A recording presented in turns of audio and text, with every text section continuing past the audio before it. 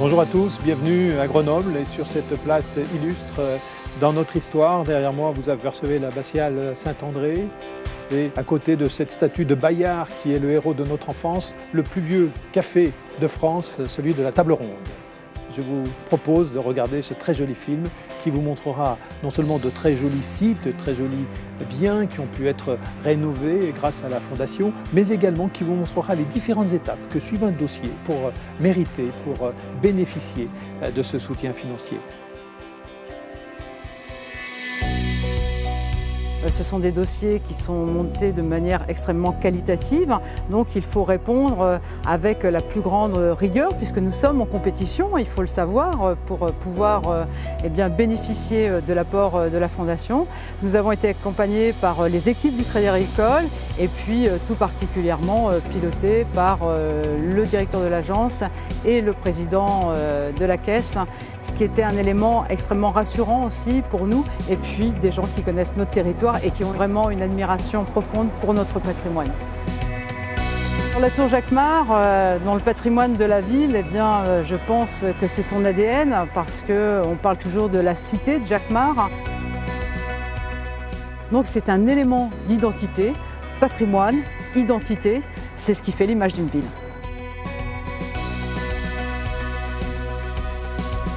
Les élus ont cette fonction de veille du territoire, donc ce qui nous permet de faire remonter les informations en caisse régionale pour des projets intéressants. Les projets sont remontés facilement en caisse locale grâce à la complémentarité entre les élus, qui sont des gens, on va dire, qui vivent sur le territoire au quotidien, et les collaborateurs qui savent ce qui s'y passe également. L'avis a été émis très facilement parce que ce projet-là tient à cœur de tous les administrateurs. C'est vraiment un projet qui touche toutes les générations. On a tous une petite histoire avec les locomotives sur ce territoire qui est le nôtre, que ce soit le bruit du train, l'odeur de la vapeur et des fumées de charbon qui s'échappent. Un comité se déroule une fois par an, réunissant un certain nombre de personnalités très diverses pour traiter grosso modo d'une dizaine de dossiers qui lui sont présentés et qui remontent des caisses locales.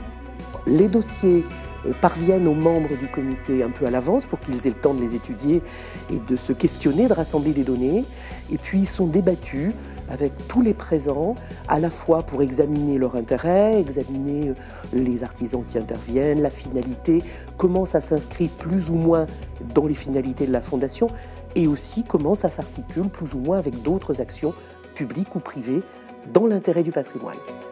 Pour nous, extérieurs, c'est aussi important de pouvoir apporter du conseil de façon à ce que les opérations, au final, se réalisent mieux, parce que le but final, c'est que le patrimoine vive, dure et soit plaisant pour l'ensemble du public.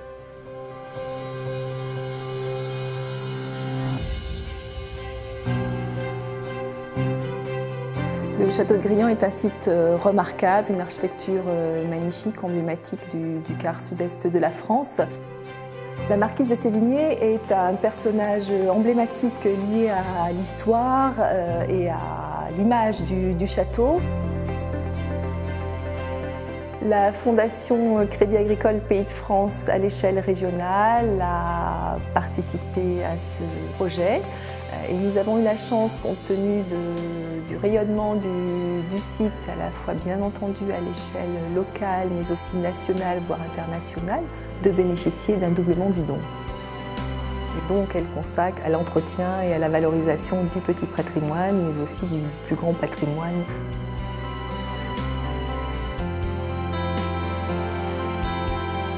On a fait un travail avec différents artisans restaurateurs du cru, où on a justement décidé de faire des travaux sur ces meubles. Et ça a permis d'échelonner sur un peu plus d'un an un travail de restauration. Différents ateliers sont intervenus pour justement restaurer ces meubles. Des meubles qui pour certains étaient appelés à tout simplement peut-être disparaître. On ne travaille pas un meuble ancien comme on travaille un meuble moderne. On n'a pas du tout les mêmes techniques que les ébénistes actuels. L'action de la Fondation du Crédit Agricole a été très importante et est très importante pour nos métiers parce qu'elle permet de faire perdurer dans le temps, par le biais des restaurations qu'elle finance, des objets qui sont rares pour certains, de les pérenniser grâce aux restaurations et de faire en sorte que nos métiers soient connus et un peu plus reconnus.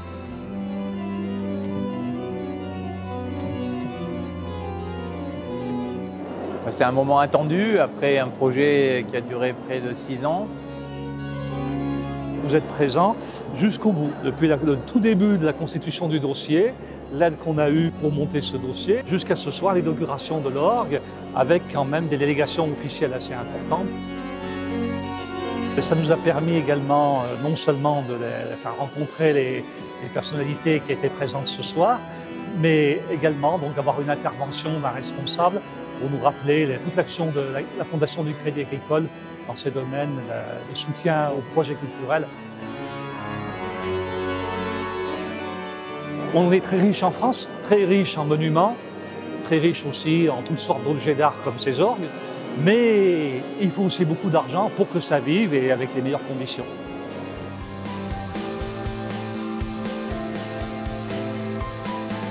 Quelle fierté de voir toute cette mobilisation au service du patrimoine, bien sûr, mais au service des femmes et des hommes de ce territoire.